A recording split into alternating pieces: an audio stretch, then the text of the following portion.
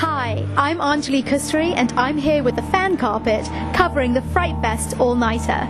We have some fantastic stars and some very talented people bringing their movies to the UK for the first time. You must be celebrating. What, with a bottle of water? No, that needs to be changed. When you say celebrating, Let me take that. I don't. What would I be celebrating? The success of your movie. Well, The full success. it's been sort of successful for 40 years, really. Yes. But what I think you're probably really referring to is that this is the first ever public screening in the UK. Correct. Of the film completely uncut. Correct. Completely uncensored. Completely uncensored. Yeah. This is the actual full print, which has not been available until now. Yes. So that actually, as you quite rightly say, is worthy of the celebration. Oh, I believe so indeed, definitely. My question is, what inspired you to write this script? What inspired me? The original film I was asked to make, I refused to do because I thought the script was dreadful, which it was, and it was nothing to do with Michael Armstrong. Right. But I was given permission to write what I wanted because they wanted me as a director, and so I started to do a bit of research on the area and the subject. And what hit me were two things. One, the fact that it's all very well having amateurs doing things. When the state moves in, God help all of us, you've got no way of fighting back. And then it's really bad news, and the hypocrisy of it all. Right. And the other was that I'd always thought the torture areas that were done in those, because they seem sophisticated, like the Iron Maiden and things like that, which, although it doesn't feature in the film, it's still very imaginative idea. Yeah.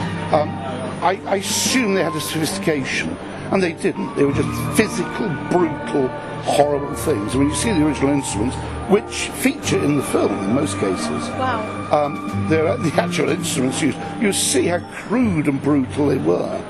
And so I wanted to subject the audience to understand the terrible things that we do to each other in the name of God. Right. But dictated by the state.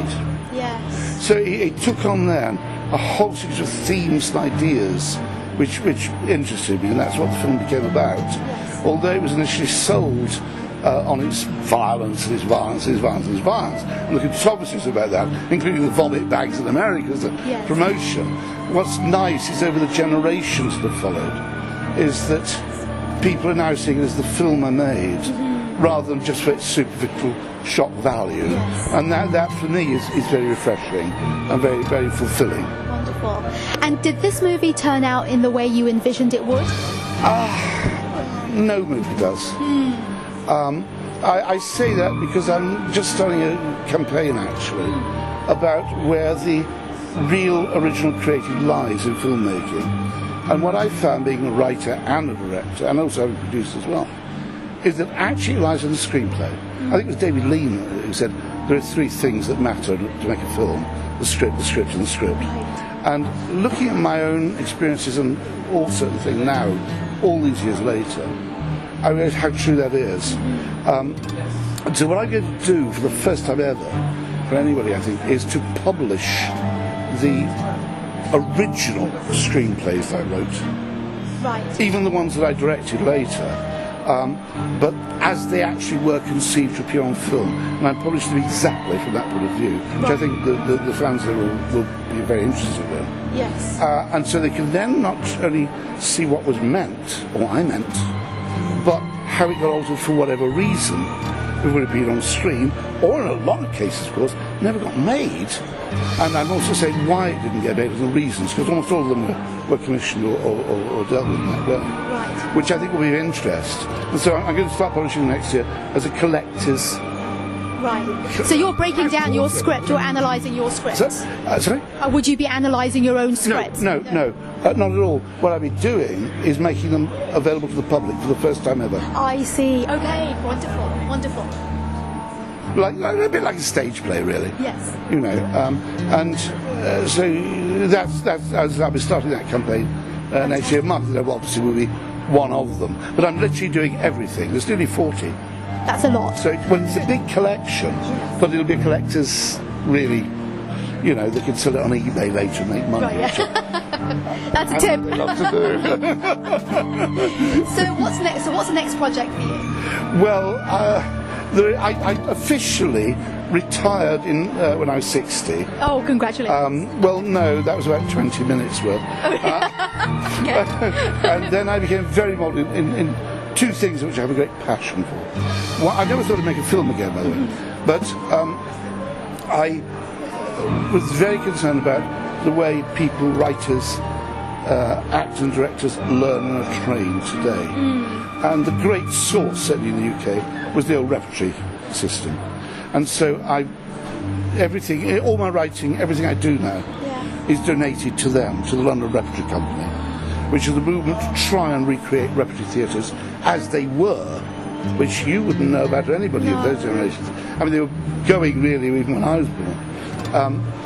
But the tradition of which everybody you can think of grew. Michael Caine, Maggie Smith, Judy Dench, everybody came from that. And it was the best ever way of learning and training, and also for the public.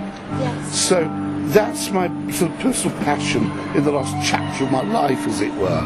But additional to that, two of my ex-students who also taught drama and created a drama course, have actually been now in the business 10 years. Set up a film production company, and one of the things they were trying to get me back to make another film, and I'd sworn no unless, and they said, all right, we'll give you the unless, which is creative control, and they picked on a film, one about 3 or 4, which I really would desperately love to make. And it's the grimmest thing I've ever written. This will outshock anybody who saw Mark of the Devil, I promise. Wow. It really Is will. that possible? Yes, in a different way, in a very different way. I've never written anything which has had such a disturbing effect on anybody who read it. To the point it gave them nightmares for days after. So God knows what it'll be like when it's on film. Anyway, but luckily it's not too expensive. So that is something that they are now setting up for me to direct. Wonderful. Which will probably be in a year's time, I suppose. I'd leave it to them to sort the money out, their deal. Of course. But when they do, yes, so it looks like I could be coming back as a director, finally. Fantastic. And my final question is, what are you a fan of? What am I a fan of? It can be anything. Well, my great mentors, who I learned everything from, were the film director Eisenstein, Alfred Hitchcock, and for vision, Walt Disney. Yes. So I'm a huge early Disney aficionado, and Eisenstein, he's a mentor, so I own everything. Wonderful. I mean, there were other people on the line, Shakespeare and Ben Jonson and all that, but I think the two key ones were Eisenstein and Disney. Yes, they inspire you the most. They started me off. The most. In suddenly opening my eyes to the world of creation and to art. And would you also say to a sense of possibility? Yes. Oh, Disney certainly. Actually, not a sense of possibility, the sense of the impossible being made possible. I like that. That's wonderful. You can own that quote.